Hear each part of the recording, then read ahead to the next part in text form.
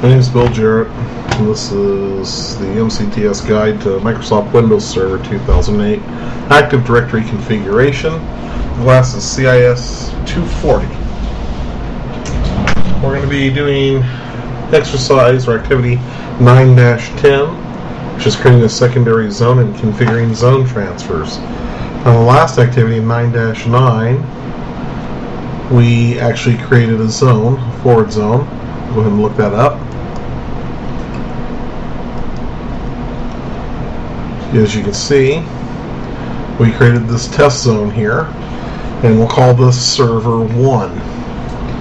Now, normally, if you want to create a secondary zone, you have to have two different servers. I don't have two servers, so we'll have to imagine that I have a server 0. So we'll call this, so I'm doing this, imagine it is server 0.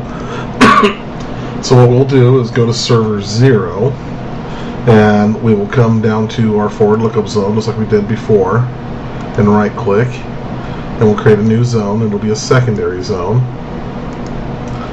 and we'll call it the same exact thing as we called it in the first time around, which was test zone. Click next. We'll put in our IP address range, 192.168.100.100.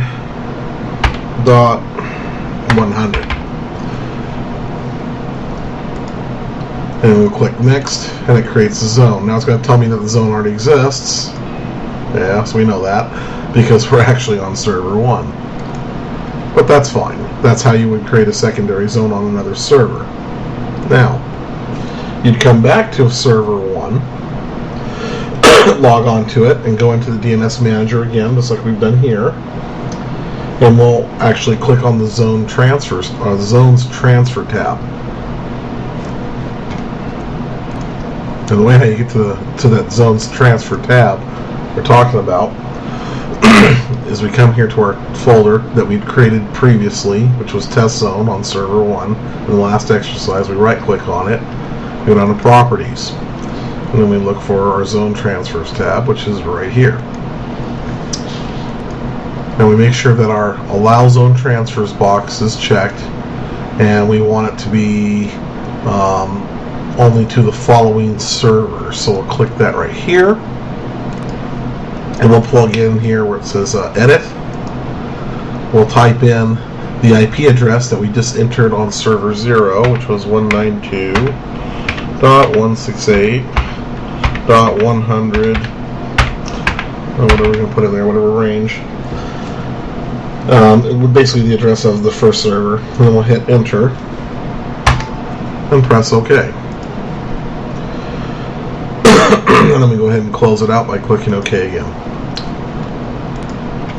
So at this point, you would actually go back to your first server and log back into the DNS screen like we are here, and go to the test zone inside that server, as you can see right there.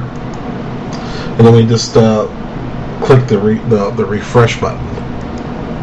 And what that should do is that it should actually transfer your zone at that point. Now I wish I had two servers to prove this to you, but this is how you would do it.